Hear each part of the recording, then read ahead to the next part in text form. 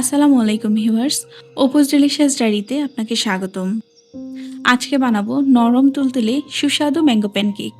চলুন দেখে নিই কী লাগবে। পাকা আম 4টা, ডিম 4টা, গরুর দুধ 250 গ্রাম, আটা 2 কাপ, চিনি 1 কাপ, পরিমাণ স্বাদমতো কমাতে বা বাড়াতে পারেন। সয়াবিন তেল 1/2 কাপ, বেকিং পাউডার 1/2 চামচ, বেকিং সোডা 2 চিমটি। প্রথমে পাকা আমগুলো ধুয়ে নিতে হবে। তারপর ভিডিওতে যেভাবে দেখাচ্ছি ঠিক এভাবে চেপে চেপে আমটাকে নরম করে নিব। এতে খুব সহজে খোসা থেকে আম বের হয়ে আসবে।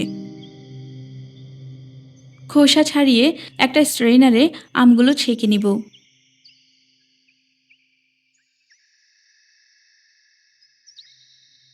আমের সাথে দুধ মিশিয়ে একটা হ্যান্ড হুইস্কের সাহায্যে ভালো করে মিশিয়ে দেব। তারপর বেকিং সোডা ও বেকিং পাউডারের সাথে চিনি দিয়ে আবারও সব উপকরণ মিশিয়ে নেব।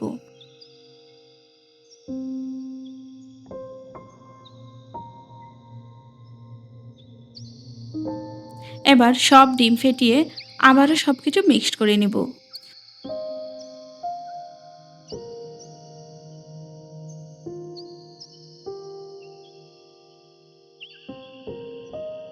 তারপর দিয়ে দিব 2 কাপ আটা, চাইলে ময়দাও দিতে পারেন।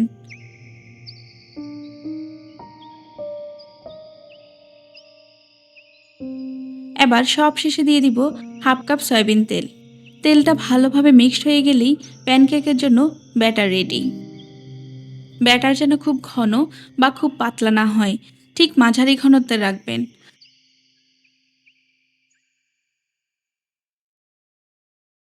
ননস্টিক প্যানে অল্প তেল ব্রাশ করে একটু ব্যাটার ঢেলে দিন।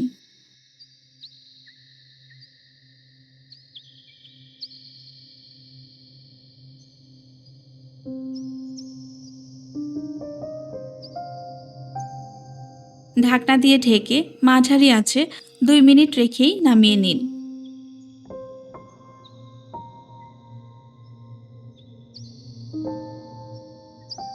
ব্যাস হয়ে গেল তুলতুলে ম্যাঙ্গো প্যানকেক।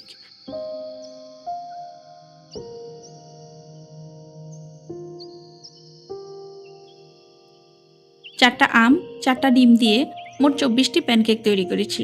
এই প্যানকেকটি বাচ্চা হতে বুড়ো সবাই চেটেপুটে খাবে। আপনার বাচ্চা আম খেতে চায় না তো কি হয়েছে?